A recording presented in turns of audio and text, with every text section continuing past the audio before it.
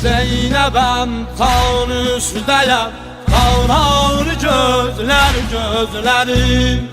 Zeynəbəm tan üstəyəm, qanar gözlər gözlərim.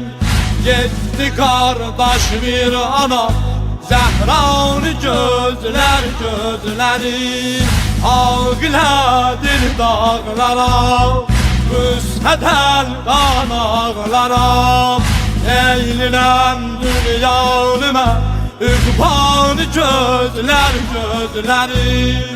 Eylilən dünyanıma, Üqban gözlər gözlərim.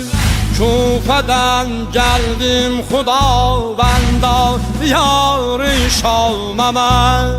Çox müsibət çəkmişəm, bu şəhərdə agahsən.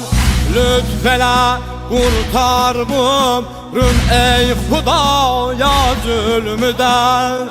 Can nə lazım mətləbi, canan gözlər gözlərim. Zeynəbəm tan üstəyəm, qanar gözlər gözlərim. Zeynəbəm tan üstəyəm, qanar gözlər gözlərim. Getdi qardaş bir ana, Zəhranı gözlər gözlərim. Ağladır dağlara, Rüsədəl qanaqlara.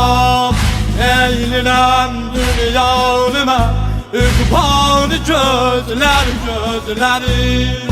Eylilən dünyanıma, Üqban gözlər gözlərim.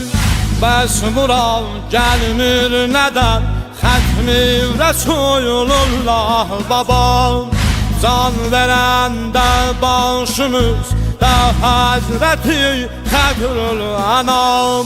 Gəlmədi cəddim küvarim, gəlmədi cəddim küvarim. Gəlmədi Zəhra anam, xeyrətul nisvanıham, pahanı gözlər gözlərim.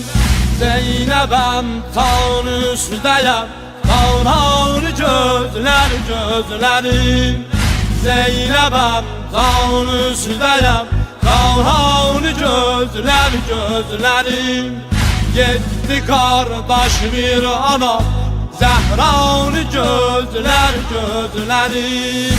Ağladır dağlara, Rüsədəl qanaqlara.